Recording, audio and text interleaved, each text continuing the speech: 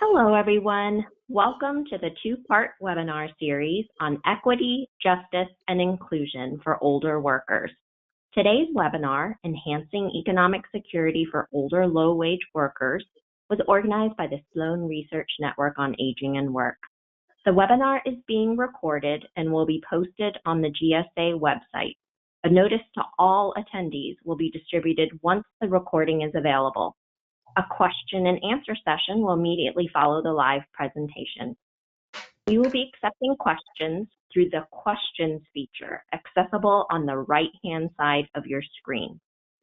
Opening today's program are program organizers Jacqueline James, Director of the Sloan Research Network on Aging and Work and Co-Director of the Center on Aging and Work at Boston College, and Kendra Jason, is Assistant Professor of Sociology at the University of North Carolina at Charlotte and member of the Steering Committee for the Sloan Research Network on Aging and Work.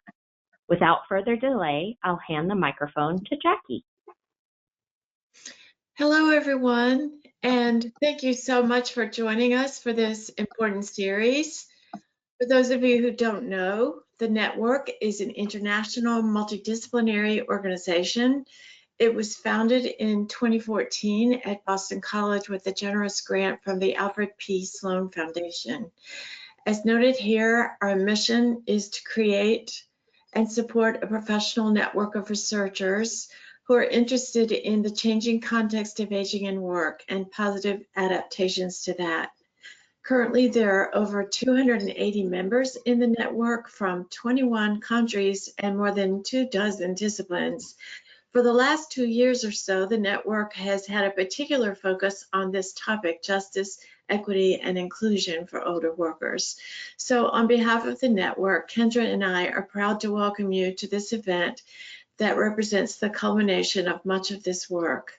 Now I would like to introduce my colleague, Kendra Jason, who will tell you more about the series and introduce our speaker for today. Thank you. So our speaker today is Dr. Mary Gatta, who is an associate professor of sociology at CUNY Gutman. Prior to this appointment, Mary was at the Rutgers Center for Women and Work and the Wilder Opportunities for Women in Washington, D.C. In addition, she served on New Jersey Governor Murphy's Labor and Workforce Development Transitional Team. Mary is a leader in research related to job quality, such as job flexibility for low-wage workers, workforce development programs, and older workers.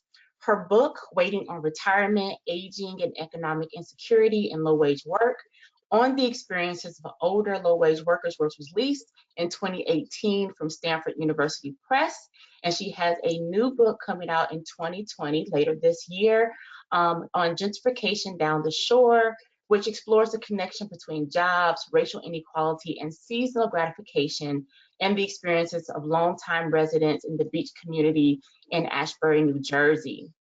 So in addition, Mary has explored the experiences of women as they navigate one-stop career centers, which led to her book, All I Want is a Job, Unemployed Women Navigating the Public Workforce System. And she's also the author of Not Just Getting By, The New Era of Flexible Workforce Development and Juggling Food and Feelings, Emotional Balance in the Workplace. So in addition to these books, Mary has published numerous academic articles, policy papers, and op-eds. Before we hand the mic over to Mary, I just wanted to have you mark your calendars for our upcoming part 2 of this series. Next slide, please. Thank you. Part 2 will be on systems of inequality affecting older workers. October 29th, we'll have Dr. Hicks and her colleagues talking about older adult learners. We will have Mbita Mbayo and Dr. Fortina talking about older adult peer specialists. And finally, Drs. Kraft Morgan and Burgess will be talking about low-wage workers in nursing homes. So without further ado, I want to pass the mic over to Dr. Mary Gatta. Thank you, Kendra and Jackie, and thank you so much for coming and to this really important topic. What I want to talk about here, if you can put the next slide, please. is sort of an overview based on extensive ethnographic research that I conducted of older low-wage workers in the hospitality industry, particularly thinking about the way they are thinking about concepts of both working longer and what retirement security, or actually retirement insecurity, actually means in their lives.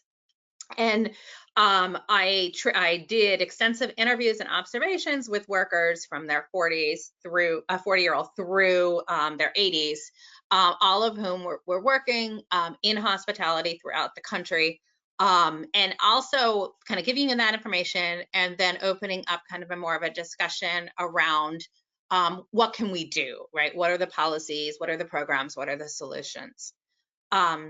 So if you could go to the next slide, please. This is not surprising, but this is things that probably many of us already know, that when we look at low-wage workers today, they tend to be older than they were in the past.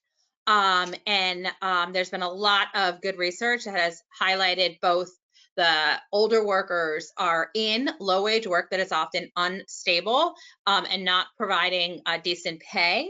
1 in 4 workers over 62 is in a quote unquote bad job, earning less than $15,000 per year. There is also an overrepresentation of older low-wage workers who are women, Black workers, and Hispanic workers.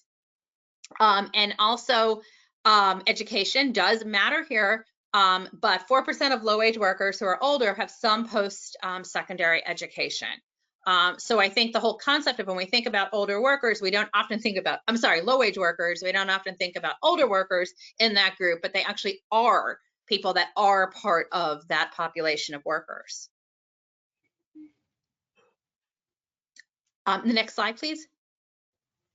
And then, as we know, one of the things when we think about kind of this idea of any type of a retirement security, we need some forms of wealth to do that. Some of that, as Rasmussen knows, there are really 3 ways of looking at that. One is earnings-based wealth, the Social Security or pensions. One is voluntary savings that people may do either on their own or with their employer, and then also home ownership, right? So these are ways that we can begin to think about, how are older workers thinking about their retirement security.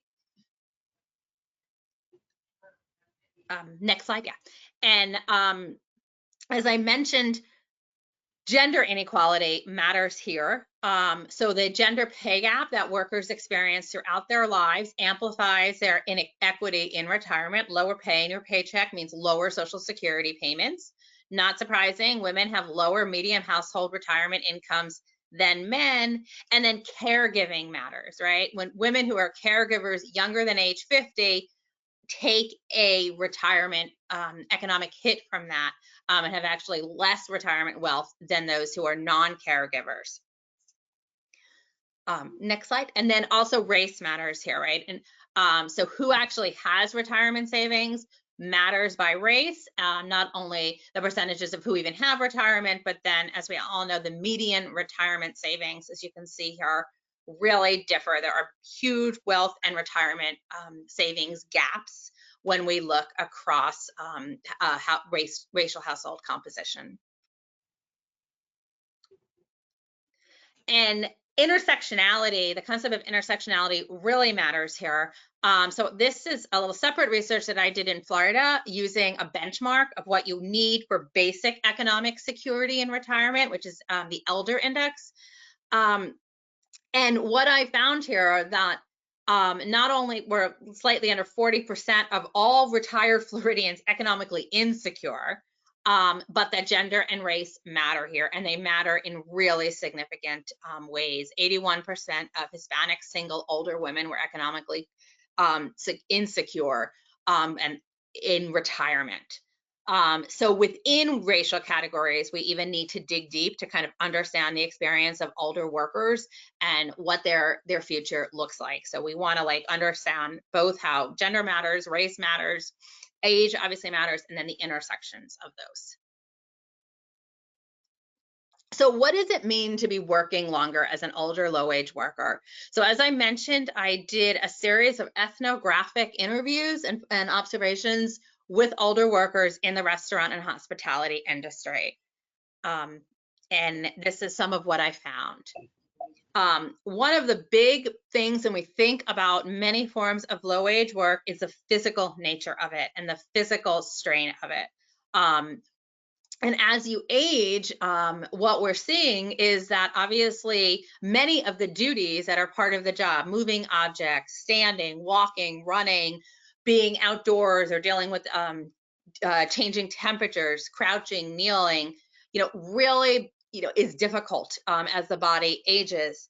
But yet, many older workers are in these in physically demanding jobs or jobs with difficult working conditions. Kendra Jason's work really also highlights the importance of intersectionality here on her ethnographic work on older Black workers. Things like having high blood pressure or other chronic disease, conditions, and how that impacts the work you're doing. And that's what I found in my interviews. So this is a waiter from Pennsylvania. His name is Jim, and he has been waiting tables for decades, and he's pretty clear on it. He says it's a young man's game. It's hard to keep up with the physical demands. He's constantly carrying heavy loads of dishes above his head. He's had injuries. He's had a rotator sprain injury, and he worked through it. He had no choice, because one of the challenges is if he doesn't work, he doesn't get paid. And he says, I'm coming up on 60. I don't think I can keep it up. I don't know how much longer I can do my job. At the restaurant he works, it's constantly like refillable. Everything is like refillable. The food, the bread, the soda, the salads. So he's just constantly going. And one of the challenges is what he sees his future. He says there's no steady income. His paycheck is minimal. He's literally dependent on tips. So the physical nature of this work is making it quite challenging for him to continue, but the economic insecurity is forcing him to continue. Another worker is Bert, who is 57, and he talked about his arthritis in his back and his knees. And one of the things he learned was he was not able to keep up. So at the restaurant he worked, he actually got demoted. Because workers here are working for tips, dinner tends to be a more expensive meal, and when tips are a percentage of the bill, you get a higher tip theoretically with your higher meals. But because his back and his knee problems were really impacting his ability to work, he actually saw a demotion at work, where now he was demoted to serving lunch, which translated to a pay cut. And one of the ways he addressed his economic insecurity, was co-housing. And that was something I did see a lot of amongst older workers, was living with other workers. He was living with another worker at his restaurant in order to try to share the cost of housing. The other factor, so there's the physical nature of the work that the workers are experiencing, but there's also age discrimination that the workers are experiencing. And some of that is really tied to this concept of aesthetic labor that Nixon and Baum have talked about in a lot of their work. And this really, we begin also to see the kind of the connections around other variables. So this is a quote from Annie. And she was a bartender. But as she began to age, and she loved it, she loved bartending, but as she was aging, she was seeing herself more and more get replaced by younger girls. And she was actually told at 33, which is not very old, that she was actually too old to bartend. So what she has actually done in order to address this is moving to our what they call back of the house jobs, so jobs in the kitchen. But there's differences in pay, right? There are differences in hours with that. And we began to see, when I talked to some of the workers, particularly those workers in hospitality jobs that were customer facing, these cycles of discrimination. So gender and age really came into play, how those intersected. And what the workers were experiencing. Another strategy that people used, two of the workers that I met with, their stories exemplify, Trisha and Sue. They both experienced an illness and a disability during their working years. And because of that, they could not continue. But they both saw themselves as fortunate because they both had partners who were able to provide a safety net for them. And the impact of illness, as you'll see in a little bit, is one of the biggest fears that many of the workers that I spoke with had. What happens when I can't do this anymore?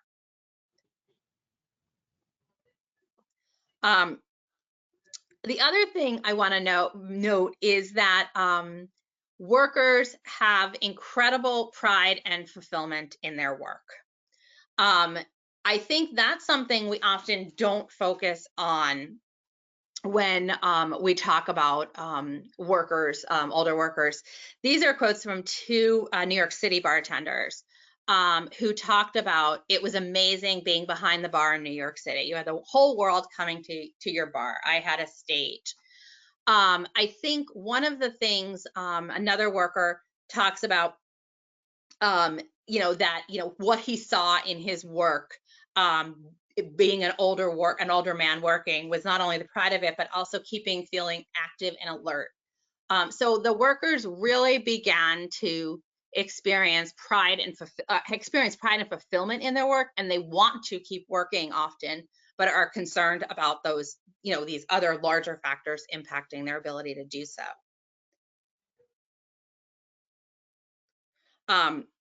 Dianna's story I want to spend some time on because her story really exemplifies, she was somebody I spent a lot of time talking with, and her story really exemplifies the economic security experiences that workers are going through. When I met Dianna, she was 69 years old, and she was unemployed.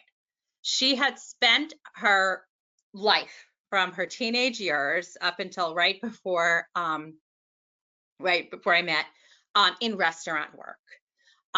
She started working at a kind of a coffee house diner and spent about many years there, over a decade there. That whole time she worked off the books. There was an ownership change of the coffee house. She found herself out of work.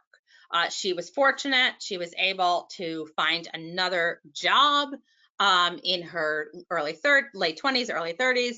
And she also spent a good deal of time there. She started even there moving into management in that restaurant. She continued to work there for a long time. She talked about how she felt the owners of the restaurant were really family. She would babysit for their children. She really felt part of the community. But then the owner sold the restaurant, and again, it left her without employment. She continued to find some on again, off again jobs in the restaurant, sometimes on the books, sometimes off the books. When she lost those jobs, when she was off the books, she wasn't able to collect unemployment during that time, and she was not paying into Social Security during that time.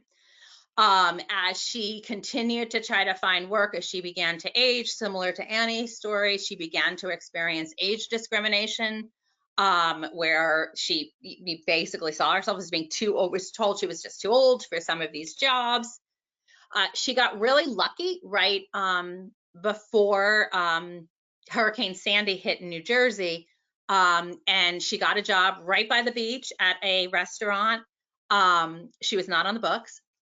She, in that job, enjoyed it, worked hard, and then Hurricane Sandy came, and the restaurant, it was across the street from the ocean, and that restaurant had 5 feet of water in it and did not reopen. And again, she was not eligible for some of the benefit programs.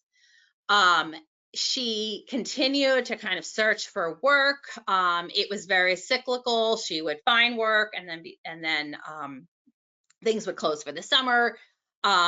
She finally did find a work as a hostess at a restaurant.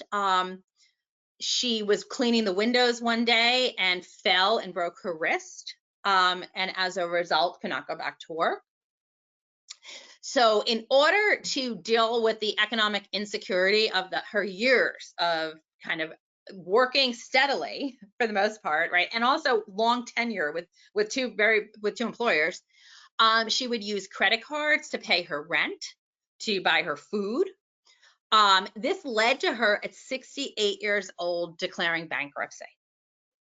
And when I met her, she was at that point looking on Craigslist and different places for kind of jobs, everything from dog walking, hoping one day to get back into restaurant work. She was behind on her rent when I met her. And her plan was that if she lost her housing, her plan was to live in her car with her cat at 69 years old.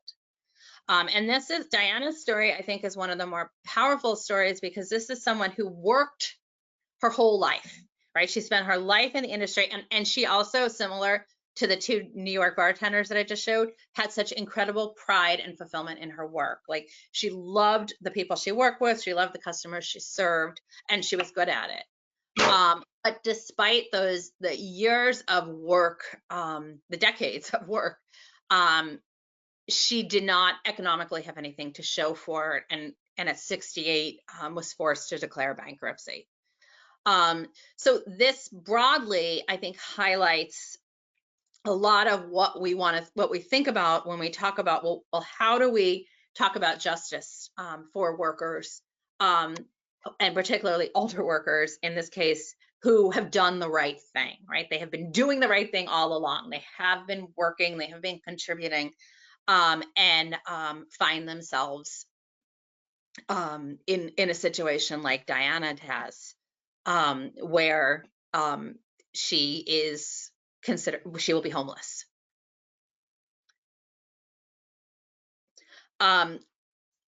I did not do my research during, it was done previous to COVID-19, but I wanted to also begin to talk about, well, what is the situation was grave for so many older low-wage workers, thinking about their economic security and in pre-COVID, that what is the impact of COVID, and we don't obviously know yet fully what that impact is, but they are certainly things that we can highlight. We know that COVID-19 disproportionately has impacted low-wage work, and particularly hospitality and retail have seen high unemployment. We know that in many states, hospitality industry is not where it was in terms of capacity pre-COVID, and may not be for a while in terms of health safety. So many of those workers who were employed before may not be employed now. We also know with COVID that in addition to in the book, I talk about the physical illnesses that people get, the chronic pains that make it difficult to work. But one thing we know is where a lot of older workers are located, grocery store workers, home health aides, security guards, the health risks of COVID now associated with this form of frontline work is a significant risk that many of these workers would take to go to work. And how to understand kind of this whole concept of working longer within this larger kind of pandemic concept of simply going to work at the restaurant or going to work at the market, now as this incredible added risk of COVID.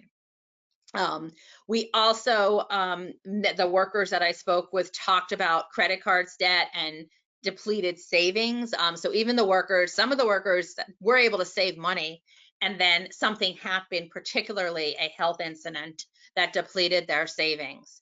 And you can imagine now those same strategies of running up, using your credit card to pay for your food, using it to pay for rent, depleting whatever savings you have. We're seeing that amplified now. And it also talks for a need for reskilling of workers, I think, too, like that whole workforce development conversation around, are in these frontline jobs that many older workers may have found themselves in, are these safe in a COVID world? So I think, as I said, I did not study the impact, obviously, of COVID, but I think the thinking about older workers and COVID and the impact of COVID kind of adds another whole lens onto our discussion when we talk about what are our solutions and policy and programs that can help, ensure that workers who can do work longer and get, but are economically secure.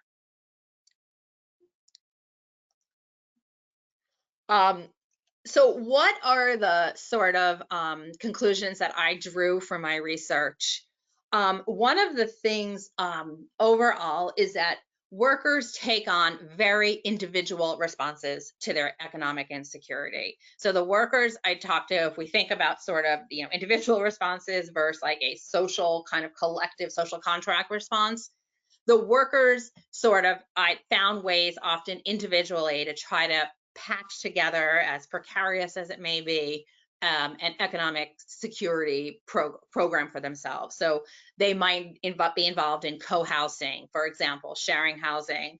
The workers also, Annie's story is where, okay, she just found other ways of working in the back of the house as opposed to the front of the house. Even Dianna's story, when she was on the books and she collected unemployment, she saw it as something like she was so fortunate that they gave her unemployment, as opposed to kind of framing her economic security within a more social framework.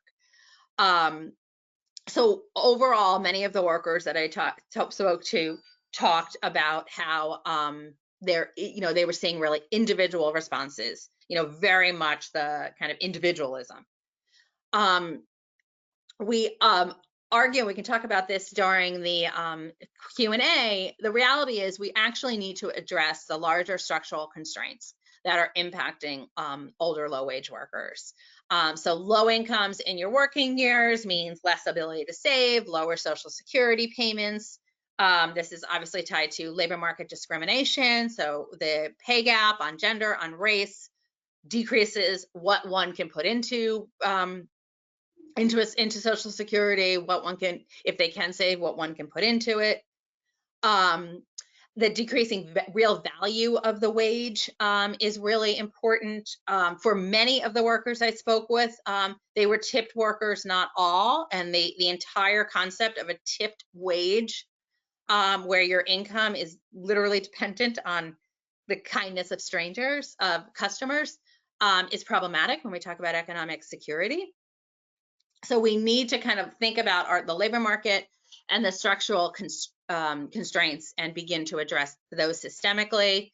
The decreased social safety net has had a drastic impact on workers' economic insecurity, and also just the lack of good retirement savings vehicles for workers. So even low-wage workers who can save typically don't have access to 401ks or any type of savings program within their employers. I mean, the idea of thinking about state retirement savings programs can be a vehicle to talk about that. I mean, certainly savers credit programs. And working longer, which is sort of the way that we often think about, well, people are just going to work longer, right? We're going to raise the Social Security age. People will just work longer. They're living longer. They should work longer. That might work for some people and for some older Americans, but it's not a panacea to raise workers out of poverty. And that is, I think, a real challenge. This concept that we can think about all workers can work longer in their jobs is not a reality when your back gives out and you can no longer stand an 8-hour shift. When the arthritis is so bad that you can't carry a tray over your head, working longer is not realistic. And then really kind of broadly, a discussion on a new policy agenda, which we kind of want to talk about more broadly with everyone here. We need to talk about a new social contract that talks about healthcare, that talks about preserving and enhancing social security, that addresses labor market inequities that just get amplified as one ages, and also and support programs. Right? And then this last quote is was a quote from a bartender who was talking about his friend, his colleague at work. And it sort of kind of sums it up. He says, Charlie is struggling like so many of the older guys. So many of them are going to go out of work in a coffin. And that was a theme that I heard a lot, right? So the idea of even thinking about a retirement or a time when one cannot work just economically is not there. And the bartender who talked to me about his friend Charlie just said, "This is he is going to go out of work in a coffin." And I think that is really where we want to begin to talk about how do we address people who have spent their lives working, and ending on such a sad note.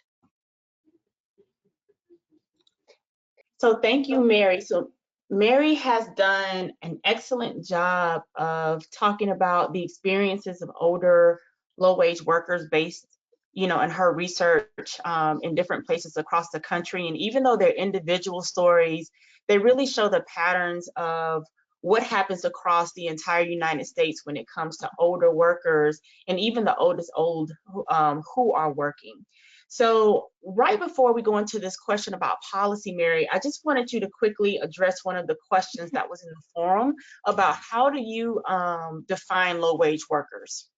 So how I did it for the book was I really, so there are a couple ways. One is for the book, I focused on workers who were earning, I used the basic economic security tables, which was a measure, and who were earning underneath the kind of a best, very loosely though. But I think, when we talk about low-wage workers, what's really, I think, important is that we use measures that take into account like geographic area and family type. Because a low-wage worker in New York City, for example, is very different than a low-wage worker in other parts of the country. So the basic economic security tables are gauged toward different at the county and city level, and also different family types, whether you're a single person, you're a couple person, or have children. So that I think is is sort of one important framework. Thank you. And now Jackie James is going to join us in this conversation. Again, one of the the main idea behind this series is to really get at some recommendations, some solutions. And of course, as you know, that recommendations and solutions are framed within policy. And so we wanted to get your ideas on what policies do you feel like are needed to really dismantle these issues of economic insecurity for older workers. Mary? Yeah, so one of the things that to frame it that I talk about are sort of a three-prong approach. One is, finding ways to improve jobs that older workers are located in. So how can we help work? Because as I said, one of the things many of the workers talked about was just the enjoyment of work. Like people, they are enjoying it.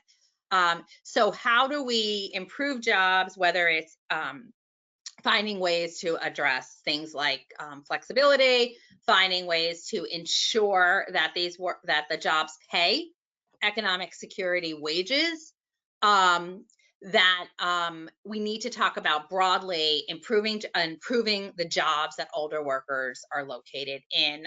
Paid leave, paid sick days. One of the biggest challenges, one of the challenges that older workers talked about is when they were sick, they had to go to work, because if they didn't go to work, they weren't being paid.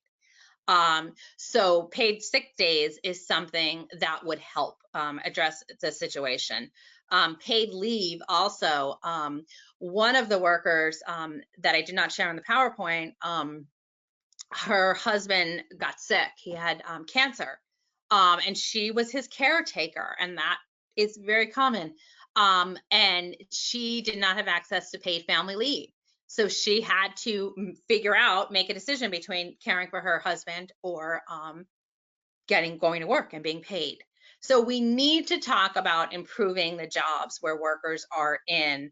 And many of these jobs we have now seen through COVID are essential jobs, right? So our grocery market workers, many of our retail workers, our home health aid workers. So these are essential jobs that are being performed in a pandemic. So we need to really talk about improving those jobs for economic security. A second, and we can talk more and kind of unpack that frame more. A second frame is securing retirement. For the workers that I met, this idea of, will I have a retirement ever, is something that they could not often see. So how do we actually secure retirement, right? Ensuring Social Security is solvent is critically important. We know that as workers age, as people age, increasing the Social Security as people age in their 80s. Having access to some type of retirement savings program. For many of the workers I met with, they did not have even access, even if they could save, to any type of employer-sponsored retirement savings program. So how can we talk about a retirement savings program when the workers don't have access to it? So we know that there's some states that have moved forward state retirement savings programs where workers put money out of their paycheck, as you do with Social Security, and workers often have to opt out if they don't want to do that. The other, for somebody like Diana, the 69-year-old worker, all the savings in the world won't make a difference for her, right? I mean, she can't start saving at 69 years old. So we do need to talk about the larger ways of supporting workers through support programs such as food stamp programs, energy assistance, right? How can we think about that larger safety net? And then the third kind of large area is around healthcare. The workers that I spoke with, that I met with, healthcare was their biggest worry and their biggest concern. And one illness, one sickness was what they were most afraid of. One woman, the woman that I had mentioned whose husband had cancer, he had since passed since I interviewed her, and she told me she has told her adult daughter, that if she gets sick because her savings was depleted, that she's going to jump off a bridge. So these are addressing healthcare is critical, and also addressing long-term care costs. Now, some folks who would be on Medicaid would have access to Medicaid long-term care, but addressing long-term care is also critical. So kind of broadly within a policy framework is kind of, how do we improve the jobs? How do we address where workers are in? How do we help workers sort of coming up, like workers in their 40s, and secure some type of retirement? And for those workers who are in their late 60s and their 70s, who I met with, how do we who cannot save at this point, how do we create that safety net? And then healthcare discussions. So thank you. So I actually use Mary's book and some of her other works in a undergraduate course I teach called Older Worker in Retirement. I also use her work in my graduate course on just the sociology of work, where I can add this wonderful aging component.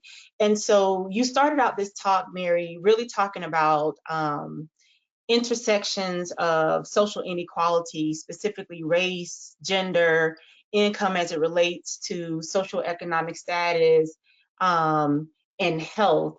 So you've said this before, but I just wanted you to kind of really reiterate like how those systems of inequality impact not just the work experiences, but that economic security. And again, since we have a broad audience, what exactly do you mean by economic security, and how do those systems of inequality impact this type of workers' economic security?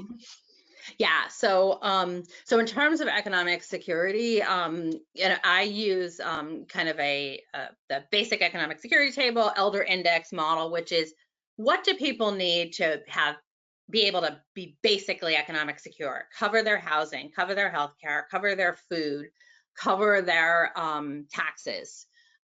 What do people need to just have basic economic security that they don't have to worry about putting their housing payment onto a credit card? And what we know is that for many individuals, people are not at economic security. And in terms of the intersections of these systems, that is so critical in understanding the experiences of many things, including older workers. So when we think about the low wage labor market, right, where it is disproportionately people of color, disproportionately women, right, occupational segregation, right, workers being segregated into low wage work, impacts what they're going to, those discriminations, right, whether it's pay gap, whether it's segregation, then get amplified in retirement. So the discriminatory actions that occur in the labor market. So when workers are not considered to have the aesthetic labor to be in front of the house, bar attending jobs where they might be able to make more money, that pay inequity continues into what they're contributing to Social Security, what they're at all able to save for. So discrimination in the labor market and the intersections of that around age, race, gender are amplified in one's retirement insecurity. Mm-hmm. And that is, I think, something that we often, we haven't, like, even when we frame policy conversations around things like the pay gap by race or gender, we often look on what's happening in workers, right, in that paycheck, Mm-hmm. right, in that time. And we don't often frame it within this larger framework of, yes, it's discriminatory in those moments and having a negative effect, but that discrimination is carried through that entire individual's life. Mm-hmm. And amplified as they, with lower Social Security payments. And we know that, right, from the data. So when we look at things like Social Security or look at the wealth gap around race and gender, we see serious disparities. Mm-hmm. So one of the one idea that really resonates with my students, you don't necessarily say it directly, is that, a lot of these workers that you interviewed are service workers, they're restaurant workers, right? And they start working on the restaurant when they're like, 20, 23, maybe 19 years old. And this is just the job to kind of get them through school or make ends meet, or until they get their big break with the job that they want to do. But then you interview people on the other end of the life course spectrum who have basically been trapped in the restaurant industry their entire life because of the economic insecurity. And so for my students, it was the first time that they sort of had a revelation that this could be a future for them because of how the economic system, which you talk about in your book, is basically workers are trapped. Mm-hmm. And so I say all that to say is that you do a great job as an advocate for older workers. But how can we get others who are not old, who maybe not, may not care about work or the economy and such, how do we get them to care about low-wage older workers in the way that we need? Yeah, I think that's a really important point, and it pulls me to one of the stories in the book that I think can lead to this, is that many times, one of the workers I talked to, for example, went into restaurant work because as a way of dealing with her childcare situation, right? She needed to work, but her husband was working during the day, so she was able to then work at night, and they were able to address childcare. And then she ended up being, in essence, trapped, right? She liked the work, but also, after years of doing this, she ended up sort of trapped in low wage work. So how do we begin to kind of get people to kind of care? Is that what you're saying? Sort of like how to, is to understand Exactly. How do we get them to care so that they can act? Well, right. So one of the things is, in many ways, for many workers, they're not that far removed from the reality of some of the low wage workers, older workers that I spoke with, right?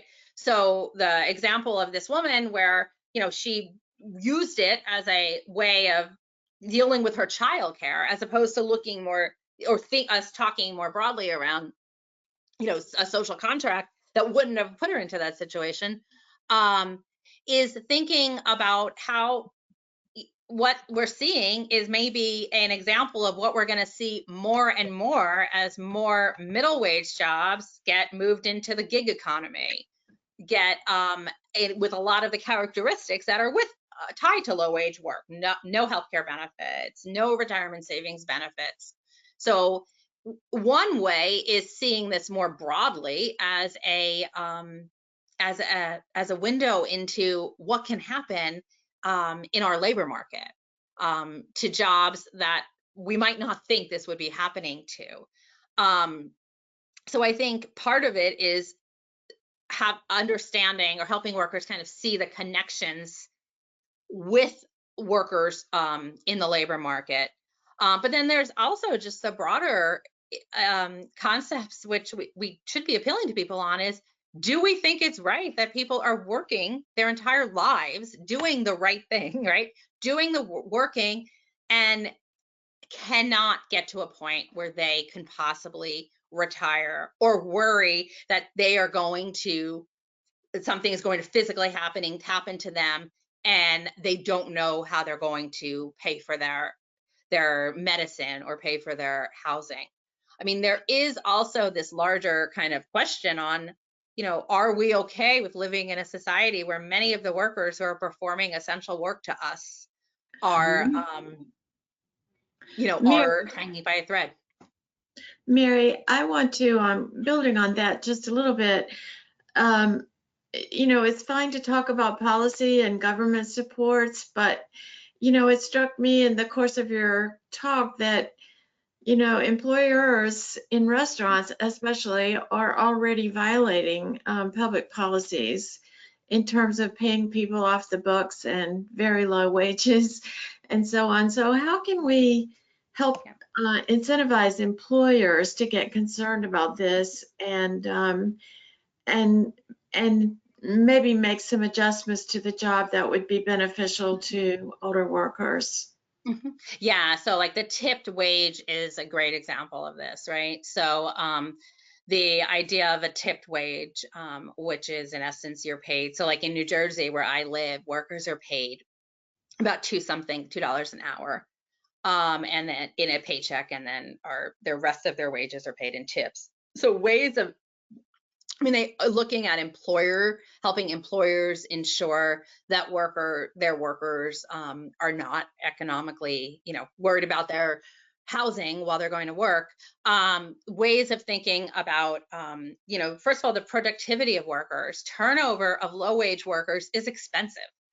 Turnover of all workers is expensive, but there is a productivity argument that if you actually invest in your workers, they will stay with you. The workers, so there's a kind of reducing turnover cost argument that talking to workers to employers about. But there's also there are examples of some good restaurants, I should say, that are doing some good programs. So their Restaurant Opportunity Center works with employers who are part of programs where workers can actually do provide paid leave programs to their workers and paid sick days, and do work on helping workers save for savings and retirement. So those workers, those restaurants are, successful also, right? So that, I think, is another route. Now, certainly in the COVID era, one of the challenges, of course, is that many restaurants have been impacted significantly, owners and workers. But that, I think, can even offer an opportunity. How can we rebuild the industry in a way that is more secure for both workers and the businesses themselves? And then also, there are enforcement of employment law is also really important.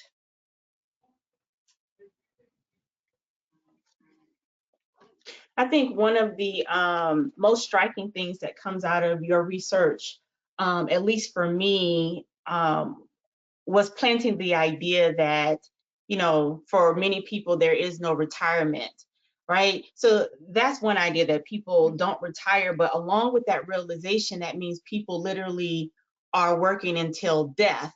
Right. I have an example from my own research. I did a research of low-wage workers at a preferred employer in the Southeast, and basically many of the workers told me a story of one of their oldest colleagues actually clocking in and dying at the clock. She literally clocked in and passed out and died at the clock.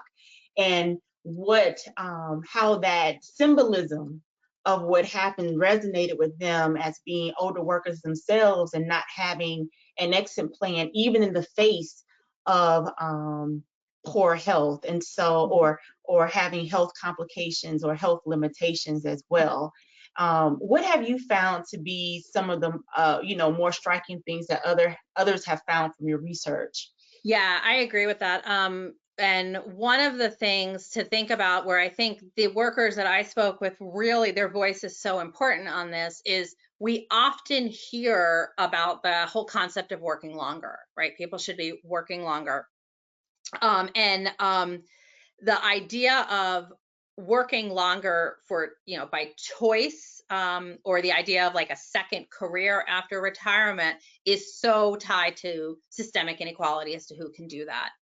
So the worker that you interviewed who clocked in and died, or the workers that I talked to that said they're going to go out in a coffin, is really a very important thing that we need to be talking about when we talk about this concept of retirement, and what that means.